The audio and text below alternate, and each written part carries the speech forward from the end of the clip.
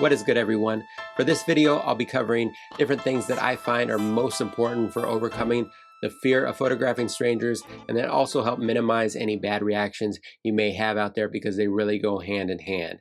And this is part of my photosynthesis series here, where I take any questions from you, topics, ideas, and I turn them into a video.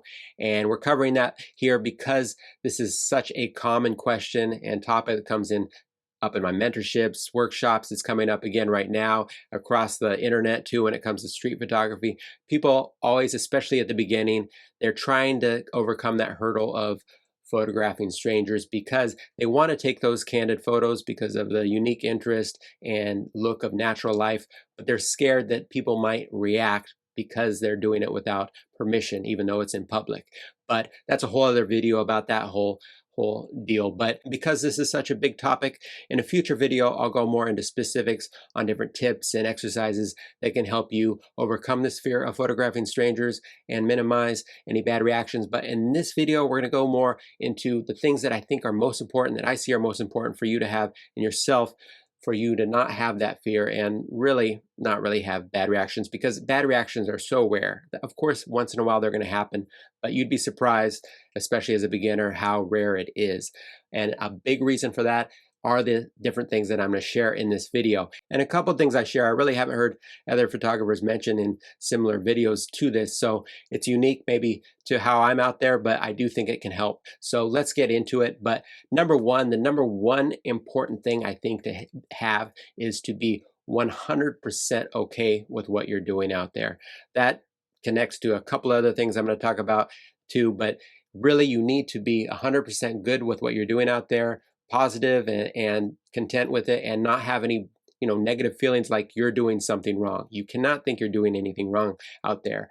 And this goes person by person, because it doesn't mean that someone else can't think what you're doing is wrong. It's about you though. So if you're out there and you're taking candid photos without permission, you need to be okay with that. Now, some photographers, they're worried about what other people are going to think, even though they want to take the photo, so they do it. But if they're not fully 100% okay with that, then it's going to come across like that, and they're not going to be comfortable or confident, which I'm going to go more into. But for instance, when I'm out there, I'm 100% good with what I'm doing. I fully don't think I'm doing anything wrong. Now, how I carry myself, I try to carry myself the way that I think is good. But when it comes to taking photos of people without permission, obviously I don't think that that's wrong, or I wouldn't do it. So if you think something's wrong, you really shouldn't do it. So it's really important when you're out there taking candid photos and not asking permission beforehand, that you're okay with that and you think that what you're doing is fine and not wrong. Even if they think it's wrong, as long as you don't think it's wrong, it's going to help you in a variety of ways and help them too, actually, which I'll get more into. But you need to, and I can't emphasize this more, you need to be 100% good with what you're doing out there. So anything that you feel like you aren't comfortable doing or isn't right, then don't do it. So maybe you're fine with taking candid photos and you think that's fine, but you're not okay with taking it, a flash in the face. Now, if another photographer is okay with that, leave that to them, I believe. But if you're not okay with that, then don't do it. So when you're out there, you need to be 100% okay with what you're doing. Think what you're doing is good, acceptable, fine, and not feel any guilt about it at all, or it's going to come across and it's going to mess up the other things I'm going to talk about. And number two, though, is you need to be comfortable out there. You need to feel comfortable out there. And that includes partly with what I was talking about there. You need to feel comfortable with taking candid photos. So if you feel like it's okay what you're doing, then you should feel comfortable, but then you also need to feel just comfortable in general. So maybe, for instance, when I'm in different countries or different neighborhoods, sometimes there may be, you're dealing with different cultures or dangers and things like that. It comes across, you might not feel comfortable there. So you need to try to adapt and feel comfortable, because it's going to come across like you're uncomfortable. And the number one reason people might have a bad reaction is because of suspicion. Now, suspicion comes from a couple things, but one thing is they don't understand what you're doing. Most people don't understand street photography. They don't understand why anyone would take a photo of someone, just natural life. They just don't get it.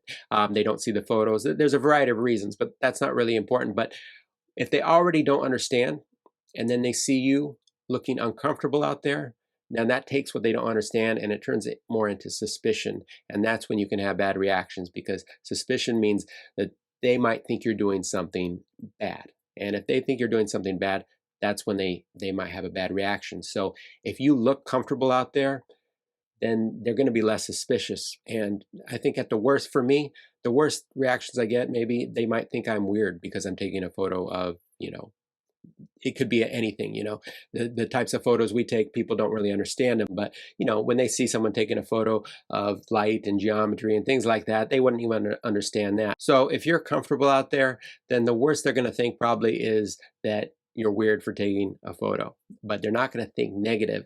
And as long as they don't think negative, you're probably not going to have any problems. And also, if you're comfortable, then you're going to forget about any fear of photographing strangers and things like that, and you'll be more in the zone and be more comfortable.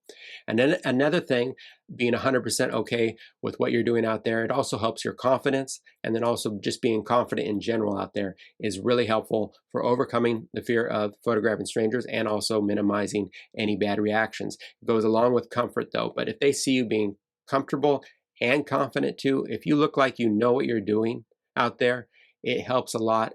It reduces suspicion. But another big thing that confidence does is if you do ever have any interaction there. So maybe they do react and confront you because they don't understand what you're doing, and you immediately are just show them confidence, and you're comfortable and confident and you're able to speak to them, and you don't seem like you're doing anything wrong. Then if your confidence goes so far in everything, really, from work to dating to everything.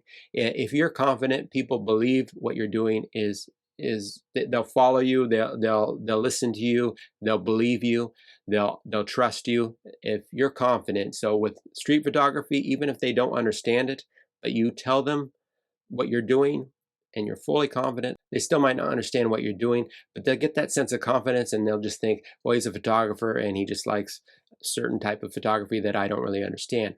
But they will trust it.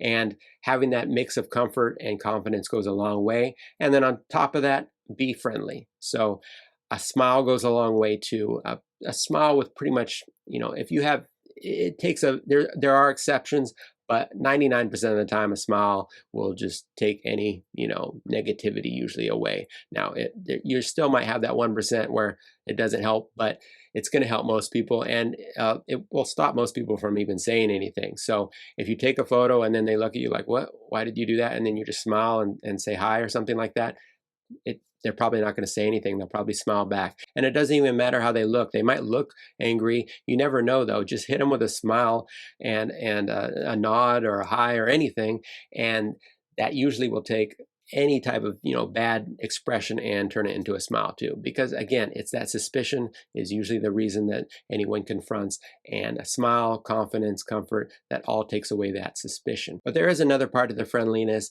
that I don't hear other photographers talk about, but for me, I think it's very true, and it's be friendly, but don't be sorry. And what I mean by that is, if you follow the other things I've talked about where you're 100% okay with what you're doing, you're comfortable, confident, and you've been friendly, or you start with friendliness, then there's really no other reason for you to be sorry. So if you haven't done anything that you feel is wrong, then being sorry really isn't genuine, for one, but it can also make the situation worse. Now, when I have workshops and I've seen other photographers out there, usually being sorry, especially for beginners, is the first reaction. Immediately, if they have a bad reaction, they're profusely apologizing. I'm so sorry, so sorry. And the problem is that most of the time that doesn't really help, because if a person is, and this is my opinion, but for me, it's definitely been true, is when a person confronts you or asks you what's going on, why you did that, and they have even a bit of, suspicion and almost like anger, and your first reaction is apologizing, you've basically confirmed their suspicion now. And a lot of times that will make them even more suspicious now and more angry, because at first when they confront you, they're wondering what's going on. And the first reaction for you is to be sorry. Now they're like, okay, so he is doing something wrong. He's sorry. And also it's the opposite of confidence. So instead of gaining that trust from the confidence, you've basically done the opposite and now up their suspicion there. So there's a fine line too. You don't want to be mean, of course, too, but for me personally, so how I always like to handle it is if I ever do have any questions or confrontation, I have a smile, but I'm confident with what I say. I explain what I'm doing, and that's it. Now, if they want to push it further, I'm going to keep the confidence, and I don't take any disrespect either. So you need to be confident and friendly, but own what you're doing, I feel like. And for me, that's worked extremely well. I think it's always helped me since I've gotten full confidence out there, and I haven't apologized ever. It's always helped. So that's what I recommend. Now, you need to have everything working together: the comfort, the confidence, the friendliness, and then you don't have to apologize, and being okay with what you're doing. And all these things work together too, because people can sense, they can sense when you're scared, they can sense when you're uncomfortable, they can sense when you're not confident, they can sense, when you're too apologetic. They can sense all these things, and it's all going to backfire and make them more suspicious. But if you can gain all these things or have all these things, you really shouldn't have any problem out there. Now I'm going to go into, like I said in another video, and try to share different tips on gaining these things if you don't have them. But another thing is, if you do have confrontation, you need to be ready for it. And not, when I say confrontation, I don't mean always negative, but just any interaction. You need to be ready for it. You need to be ready for questions. So when I go out there and I'm photographing, I'm fully okay with anyone asking me questions, or I'm ready for confrontation. I don't necessarily want any bad confrontation, but I go out there doing what I'm doing with the full acceptance. If it's going to happen, it's going to happen. So I'm never running away or trying to avoid it in any way. If someone calls at me after I've taken a photo, then I'll turn. I'm not going to try to ignore them.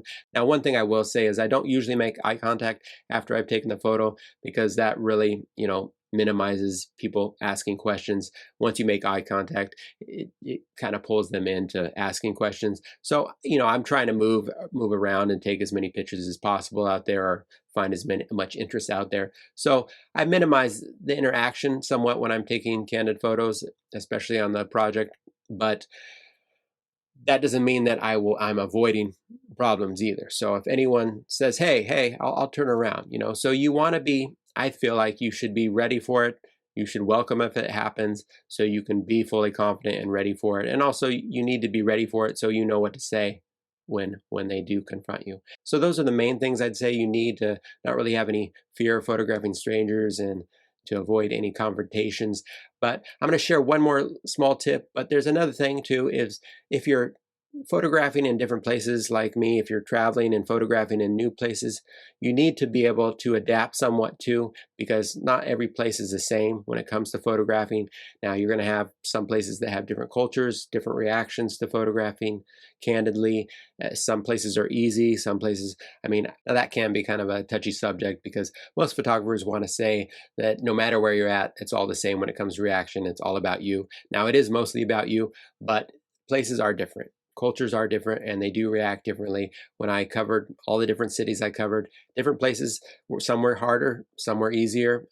Everyone knows that India is extremely easy to photograph, and it's really hard to ever have a bad reaction. I've never had one. I've never seen one. Same with Cuba. Now, other places, because of different customs and things like that, there can be a little more suspicion and a little more pushback, but you do have to adapt. Now, when you adapt, though, I feel like you still need to be true to yourself too. So you don't want to change too much either. So if you do change, then you're going to lose the confidence, you're going to lose the comfort and all that, and it will backfire. So when I'm in different places that are more difficult, depending on what reason, it could be danger, it could be they react differently there to photographs in public.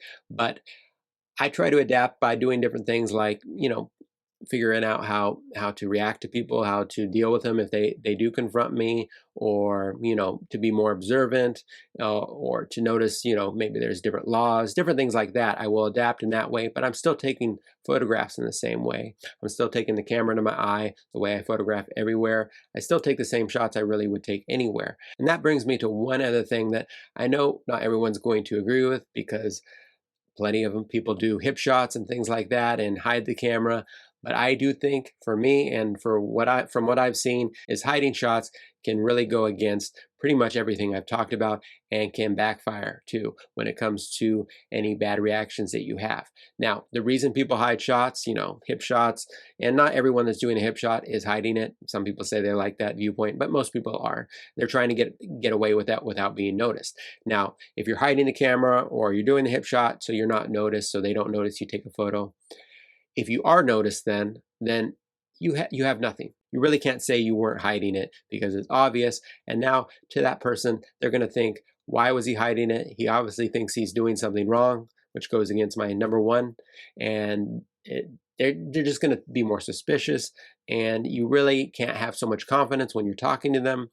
Now, you can tell them you're taking hip shots, but still, that's going to be tough to do. Also, if you're in that mind frame of hiding the camera when you take the shots, you're going to look, it's going to come across that you're in that mind frame.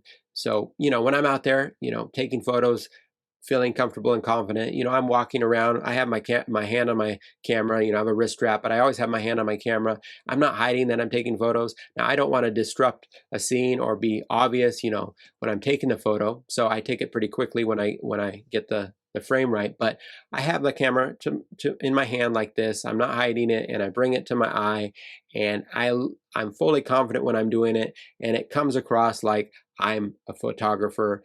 Again, even if they don't understand what I'm doing, why I'm taking a photo of it, they still know that I did it and that I wasn't trying to hide it. So I think that can go a long way too in yourself, because you don't feel like you're hiding anything, and also in how you look and how people react to you. If they do actually see you and catch you take a photo, they might not like it as much because they know you were hiding it. And for me, they know I wasn't hiding it if they saw me take it. They're just going to wonder why. So those are the things that I think are most important for not having that fear of photographing strangers. And they're the things I see in other photographers that don't really have that fear and rarely have any bad reactions. Now, bad reactions, they can always happen. You're never going to make it so that it's not even possible. There's nothing you can do. There's going to be always somebody out there that's, maybe they're having a bad day, or maybe they really don't want their photo taken. And it always can happen, but if you don't have that fear of photographing, you're probably not going to have too many bad reactions. And if you have these things that I've talked about, you're not going to have that fear. So that's easier said than done, of course. So in a future video, again, I will cover different things that I think can help. When I first photographed candidly and was photographing strangers, I wasn't comfortable doing it at the very start. I didn't, I had a fear of it too, and I had to overcome that. And there were different things that I did to overcome that. And once I overcame it, that's when I really didn't have any reactions, a few a year, but really no bad ones. So stay tuned for that video. But in the meantime, thanks for watching, and I'll see you next video. Cheers.